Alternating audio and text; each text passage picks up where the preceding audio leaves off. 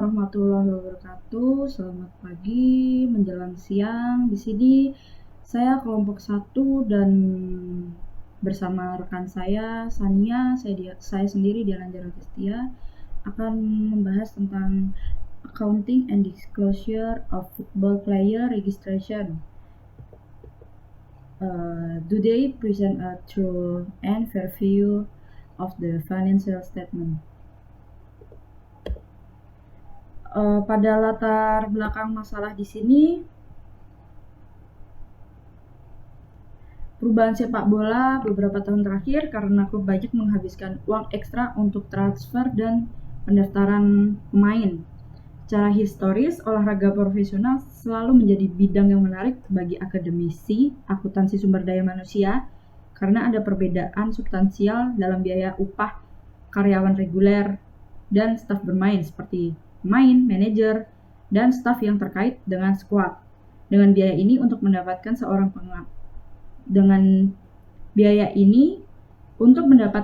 pemain dan biaya lain yang terkait, klub dipaksa untuk mengadopsi cara pelaporan yang baru.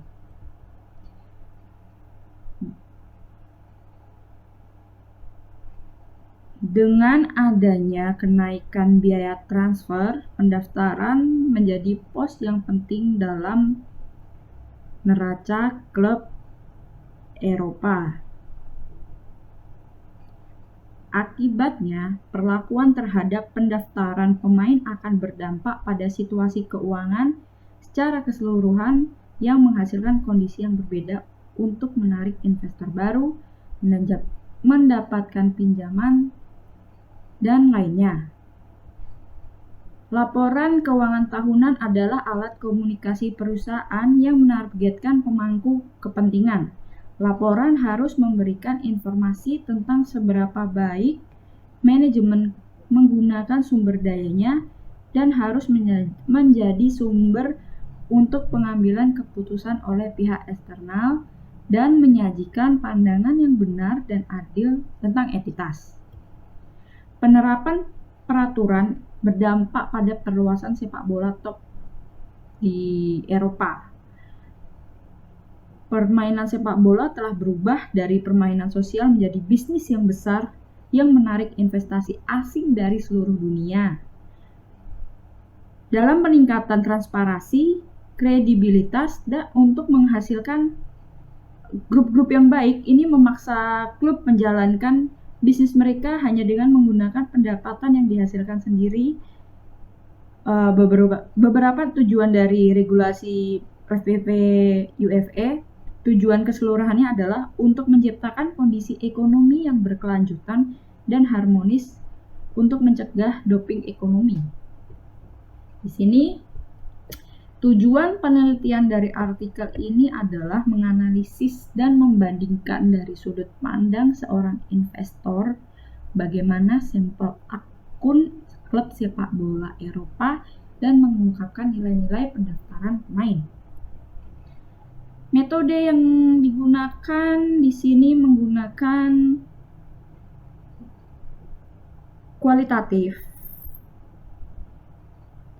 Desain penelitiannya itu untuk mendapatkan pengetahuan yang mendalam tentang bagaimana klub sepak bola pada level yang paling tinggi menyajikan dan menyimpan aset tak berwujud. Studi kasus menggunakan deskriptif. Ini sangat tepat.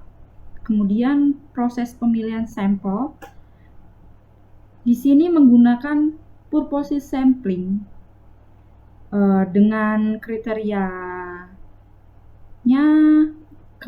yang digunakan adalah model kepercayaan supporter kepemilikan, model kepemilikan investor asing, dan model kepemilikan pasar saham. Kemudian ada proses pengumpulan data. Di sini menggunakan pengumpulan data perpustakaan, sumber elektronik, terutama laporan tahunan yang berasal dari situs masing-masing klub sepak bola dan database lainnya. Kemudian menggunakan wawancara untuk mengekstrak informasi dari profesional yang baik, dari pemain profesional dalam studi kualitatif dan kuantitatif. Kemudian temuan yang ditemukan yang pertama dari klub sepak bola Arsenal. Bagaimana Arsenal menyajikan nilai registrasi pemain di catatan mereka ditunjukkan pada gambar 42 ini seperti ini. Ini sejalan dengan persyaratan minimum dari IASB dan UEFA, hanya total biaya pemain yang diperoleh di awal dan di akhir tahun fiskal yang disajikan dengan penyesuaian untuk penambahan dan pelepasan. Angka-angka tersebut mewakili perubahan dari Mei 2012 ke Mei 2013 yang merupakan periode tahun buku mereka. Pemain tidak dilaporkan secara terpisah, melainkan digabungkan ke dalam grup yang mewakili nilai total dari kontrak amortisasi yang disajikan serupa dengan total pada awal dan akhir periode yang sudah disesuaikan dengan pelepasan dan penurunan nilai.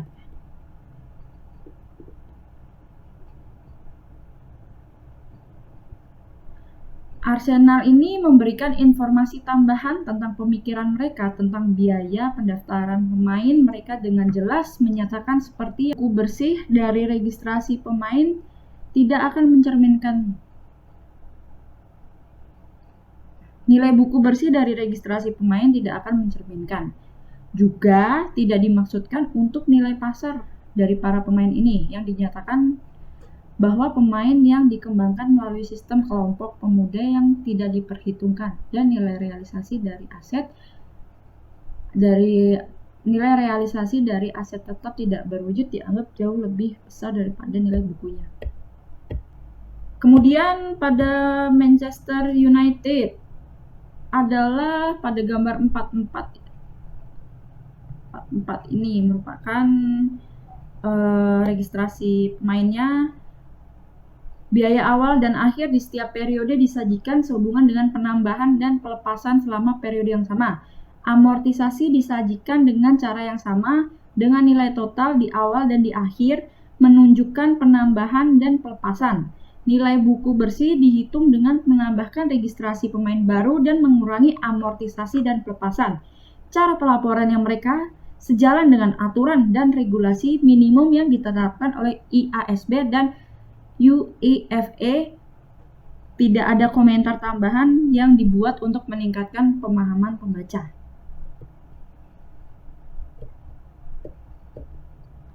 Kemudian ada Borussia Dortmund pada gambar 45 seperti ini. Adalah catatan untuk aset tak berwujud dalam laporan tahunan Borussia ini pada tahun 2013. Semua informasi yang diungkapkan aset tidak berwujud mereka dibahas dalam satu halaman, di mana tabel di bawah ini tuh merangkum perubahan untuk tahun buku 2012 sampai 2013 serta tahun 2011 sampai dengan tahun 2012. Registrasi pemain yang dibundel dan tidak ada informasi mengenai nilai kontrak individu yang diberikan, penambahan dan pelepasan yang disajikan, tetapi informasi ini yang mendasari tentang siapa dan berdampak ekonomi apa yang ditimbulkan oleh transaksi tersebut tidak disajikan kepada pembaca. Namun, jika pembaca kembali ke laporan manajemen grup, informasi transfer selama periode tersebut disajikan di mana pembaca dapat menyimpulkan bahwa transfer Mario ke Bayern Munchen menghasilkan peningkatan pendapatan transfer yang signifikan untuk Borussia selama tahun 2012 sampai dengan 2013. Namun, keuntungan dan kerugian untuk pelepasan individu tidak disajikan. Borussia ini menampilkan informasi mengenai dua periode akuntansi, yakni 2011 hingga tahun 2012 dan 2012 hingga tahun 2013. Kemudian klub sepak bola selanjutnya adalah Juventus. Juventus memiliki laporan keuangan yang paling lengkap tentang registrasi pemain mereka. Dalam catatan nomor 8, laporan keuangan tahun 2013, mereka mencakup perlakuan pendaftaran pemain dan disajikan secara deskriptif dan menyeluruh pada 6 halaman. Pemain internasional Italia Gianluigi Buffon adalah investasi yang paling mahal di skuad saat ini. Dalam laporan keuangan tahun Juventus 2013, laporan keuangan mengungkapkan biaya historis sebesar 52.884, tetapi ini juga nilai buku yang tersisa sebesar 1.429. Ini berarti 97,3% dari investasi sudah diamortisasi. Dan sekarang mewakili presentasi yang rendah dari total pendaftaran pemain. Tidak hanya pemain yang memiliki tim pertama yang diungkapkan dalam laporan tahunan, akan tetapi pembaca juga dapat mengekstrak profesional lain yang dalam perjanjian berbagai pemain. Kemudian adalah di klub sepak bola dari Porto melihat prosedur akuntansi pengungkapan informasi.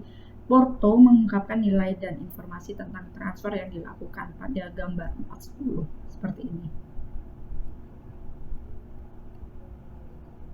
Disajikan dalam gambar 410 tidak hanya dengan biaya pemain yang disajikan, informasi tentang tanggal, panjang kontrak, bonus, dan biaya tambahan diungkapkan.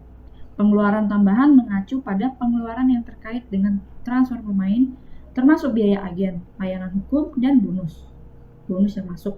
Selain itu, klub sepak bola Porto telah membagi pemain yang diperoleh dalam kurung dari total biaya transfer. Ada gambar 411 seperti ini.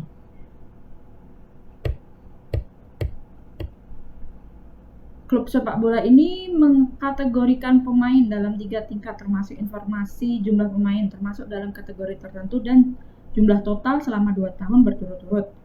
Informasi tambahan tentang masing-masing pemain yang terdaftar di klub disajikan pada gambar 14. Assalamualaikum warahmatullahi wabarakatuh. Saya Sania Yuntamara akan melanjutkan penjelasan dari Saudari Dian Anjarwati Setia, di mana Saudari Dian Anjarwati Setia tadi sudah menjelaskan gambar 412 yang berisi FC Porto mengkategorikan pemain dalam 3 tingkat, termasuk informasi jumlah pemain yang termasuk dalam kategori tertentu, dan jumlah total selama 2 tahun berturut-turut, juga informasi tambahan tentang masing-masing pemain yang terdaftar di klub. Namun hanya informasi tentang panjang kontrak dan persentase yang dimiliki oleh klub yang disajikan. Amortisasi dan nilai saat ini dari masing-masing pemain tidak disajikan, hanya diungkapkan sebagai jumlah sekaligus.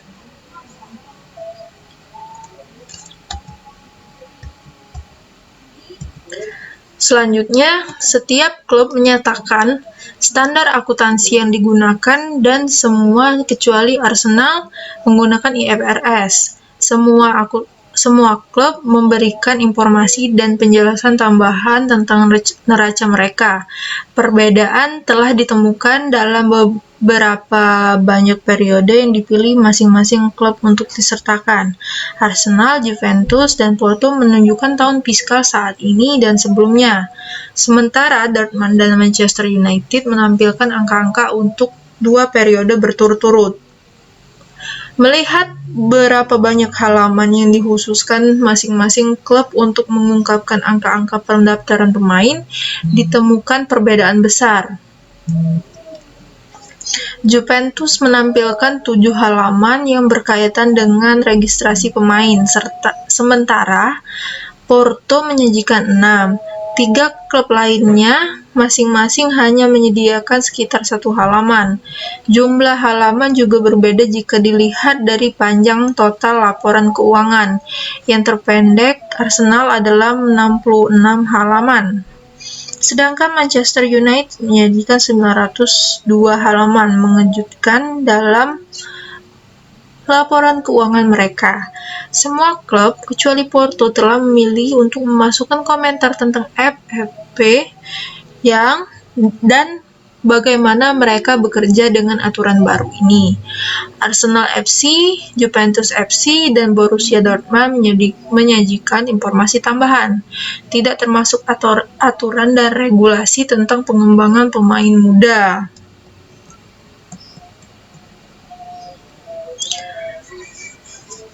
Agen yang dibeli versus dibesarkan di dalam negeri atau bebas.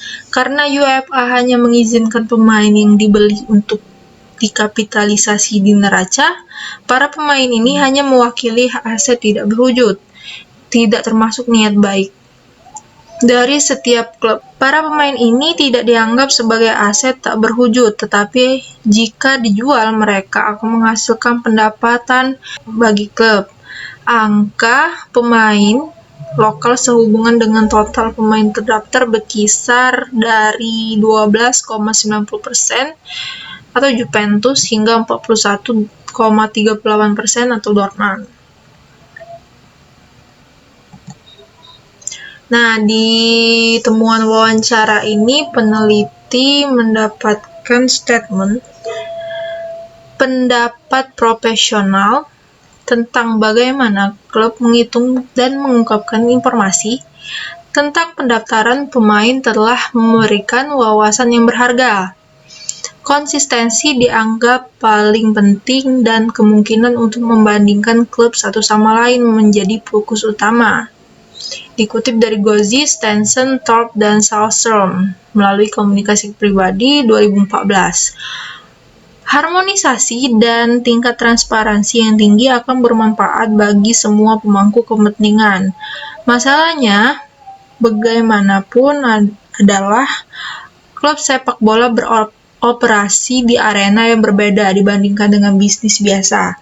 Alasan mengapa klub hanya mengungkapkan informasi minimum yang diperlukan mungkin karena persaingan media dan penggemar. Karena sepak bola adalah bisnis kompetitif dan klub bersaing satu sama lain, mereka mungkin enggan membagikan informasi berharga seperti harga dan biaya agen kepada klub lain. Perjanjian kerahasiaan terkadang juga termasuk dalam transfer pendaftaran pemain. Dapat menjadi salah satu alasan mengapa beberapa klub tidak mengungkapkan informasi lengkap kontrak pemain. Selain itu, karena menjadi sasaran utama media, beberapa klub mungkin tidak ingin menjadi subjek perdebatan mengenai pengeluaran di bidang bisnis ini. Melihat kemungkinan memanfaatkan pemain muda dan agen bebas di neraca akan bagus karena risiko nilai tersembunyi akan berkurang. Namun, dengan aturan dan regulasi akuntansi saat ini tidak ada cara yang jelas untuk segera melakukannya. Ini harus menjadi model terpadu yang memastikan komparabilitas dan tidak menghasilkan terlalu banyak volatilitas aset klub. Selain itu, nilai pasar pemain sangat tidak stabil karena bergantung pada berbagai faktor, seperti bentuk saat ini, cedera, dan status keuangan pihak yang terlibat dalam transaksi. Dengan menggunakan biaya historis, dipastikan klub mengikuti metode yang sama dan volatilitas diminimalkan.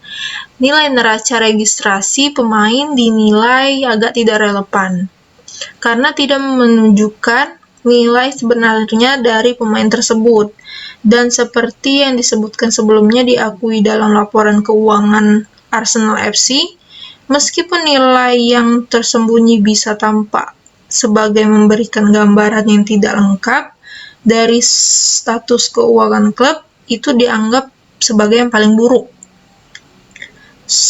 pilihan karena saat ini belum ada lagi cara yang dapat diandalkan untuk mengukur nilai seorang pemain.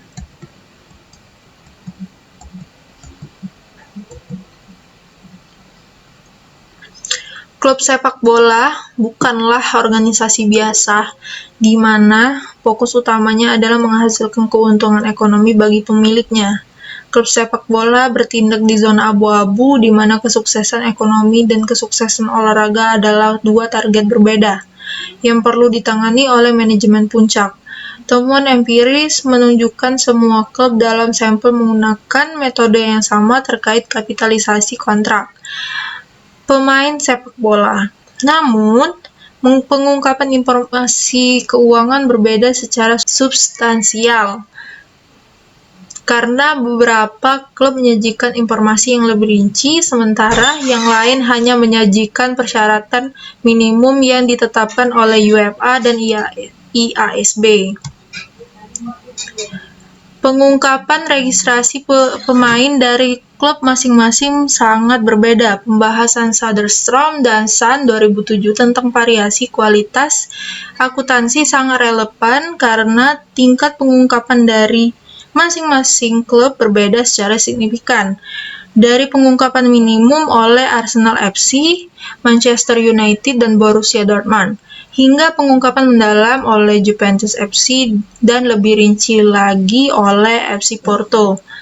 Situasi keseluruhan tidak sejalan dengan pedoman IASB mengenai penyajian laporan keuangan, di mana tujuannya adalah memberikan informasi yang sebanding untuk mengkomunikasikan situasi perusahaan saat ini. Dikutip dari Malin 2013. Sejak laporan keuangan akan menjadi dasar untuk keputusan ekonomi, tingkat pengungkapan yang berbeda oleh klub menciptakan ketidaksetaraan bagi pemangku kepentingan. Salah satu contoh yang jelas adalah Juventus FC. Memilih untuk mengungkapkan pemain terdaftar secara individu dengan informasi harga, amortisasi, dan nilai saat ini. Jenis informasi ini harus diberikan kepada auditor, tetapi setiap klub dapat memilih untuk memasukkannya ke dalam laporan keuangan. Dikutip dari UEFA 2012a. Ini adalah perbedaan yang signifikan dibandingkan dengan Arsenal FC, Manchester United, dan Borussia Dortmund, yang hanya mengungkapkan nilai total pendaftaran pemain secara sekaligus, karena UEFA tidak menuntut pengungkapan terpadu. Hal itu mempersulit investor untuk memahami informasi yang diberikan oleh klub, yang sejalan dengan pendapat Healy dan Palepu 2001.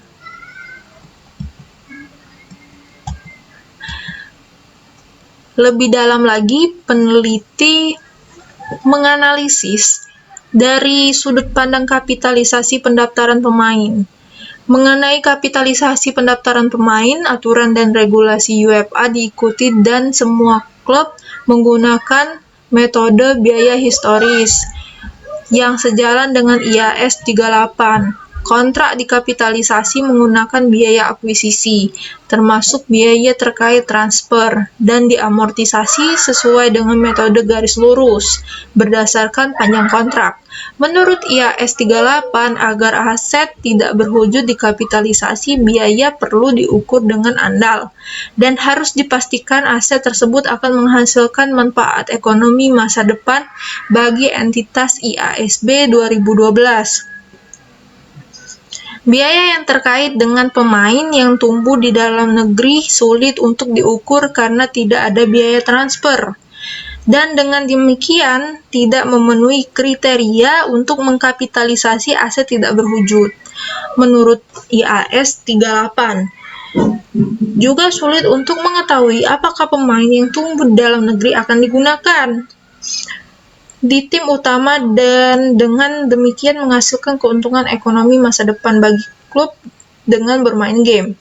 Karena ketidakpastian ini dan menurut IAS 38, pemain tidak dapat dikapitalisasi sebagai aset tidak berwujud.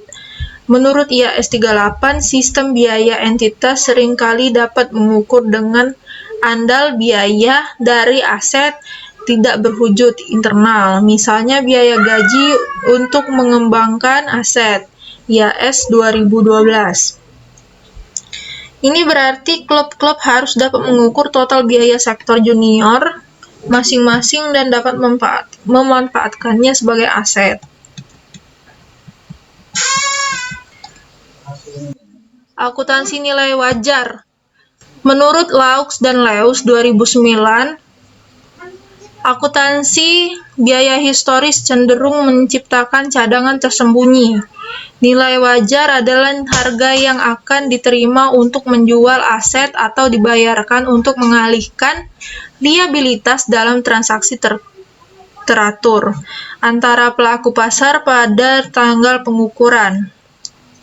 Dikutip dari IASB 2012, halaman B907. Schipper 2005 mengakui bahwa pengaruh peningkatan volatilitas dengan menggunakan akuntansi nilai pasar daripada biaya historis, tetapi pengukuran suatu aset akan lebih mendekati harga jika berada dalam transaksi antara pelaku pasar sama dengan nilai wajar.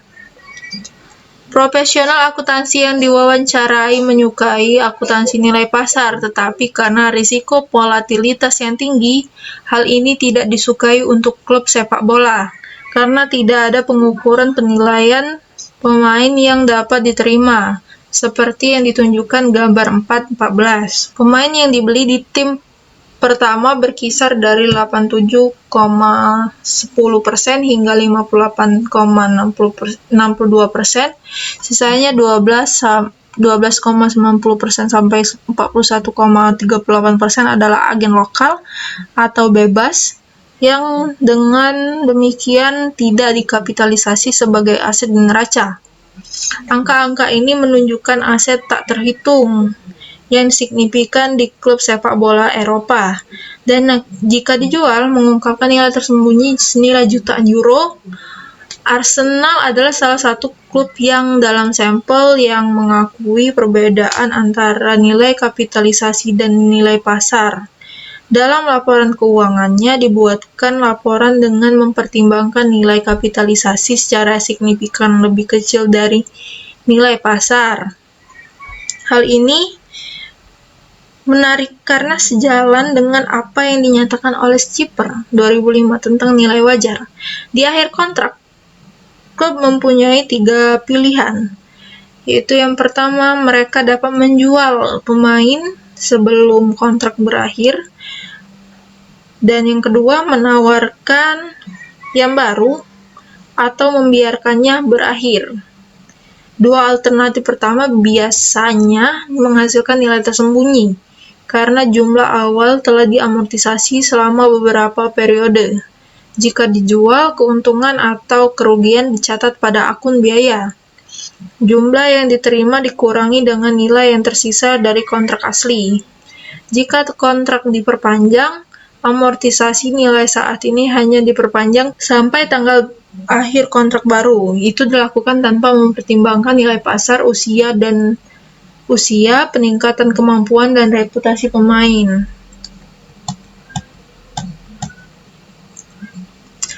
Kesimpulan yang bisa ditarik dari penelitian ini adalah tujuannya adalah untuk menyelidiki prosedur akuntansi pendaftaran pemain sepak bola saat ini, dan jika mereka menyajikan pandangan yang benar dan adil tentang keuangan klub sepak bola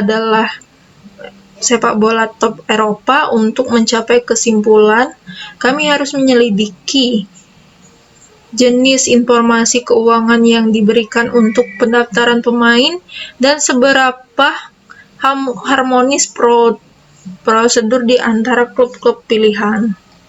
Prosedur kapitalisasi pendaftaran pemain diselaraskan dan semua klub menggunakan biaya historis dan model penyusutan garis lurus. Namun jenis informasi yang disajikan kepada masing-masing saham dan pemangku kepentingan berbeda secara signifikan. Kurangnya kemungkinan evaluasi ketika menandatangani kembali kontrak, dan tidak ada kemungkinan untuk memanfaatkan agen yang dikembangkan sendiri atau bebas, mengarah pada potensi nilai tersembunyi. Persyaratan pengungkapan yang rendah oleh UEFA menghasilkan informasi yang tidak memenuhi syarat dalam laporan keuangan, yang mempersulit calon investor untuk membuat analisis situasi mereka sendiri. Presentasi oleh Juventus FC dan FC Porto meningkatkan kesempatan bagi investor individu untuk menganalisis situasi guna menilai nilai gabungan kontrak. Di sisi lain, tingkat pengungkapan yang rendah oleh klub seperti Arsenal FC, Manchester United, dan Borussia Dortmund menyisakan terlalu banyak pertanyaan yang belum terjawab, dan kami menganggapnya bertentangan dengan tujuan bahwa laporan keuangan akan menjadi dasar untuk keputusan ekonomi. Komunikasikan terkini, status keuangan, dan juga dapat dibandingkan antara pelaku pasar. Karena kurangnya opsi revaluasi, kami menyimpulkan prosedur akuntansi pendaftaran pemain saat ini tidak mencerminkan status keuangan klub yang sebenarnya dan adil, karena nilai pasar di bawah kontrak kemungkinan besar. Selanjutnya saran. Karena kekurangan waktu, kami belum dapat menyelidiki sepenuhnya semua masalah yang ditemukan. Untuk menyajikan nilai yang lebih wajar dari para pemain, model revaluasi perlu dibuat karena nilai pasar berbeda secara substansial dari nilai buku. Namun, model seperti itu kemungkinan besar akan menyebabkan volatilitas yang lebih tinggi pada aset klub. Masalah lain dengan membuat model revaluasi akan menentukan harga pasar untuk pemain. Sekian presentasi dari kelompok kami.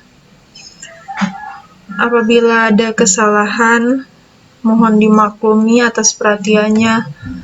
Saya ucapkan terima kasih. Wassalamualaikum warahmatullahi wabarakatuh.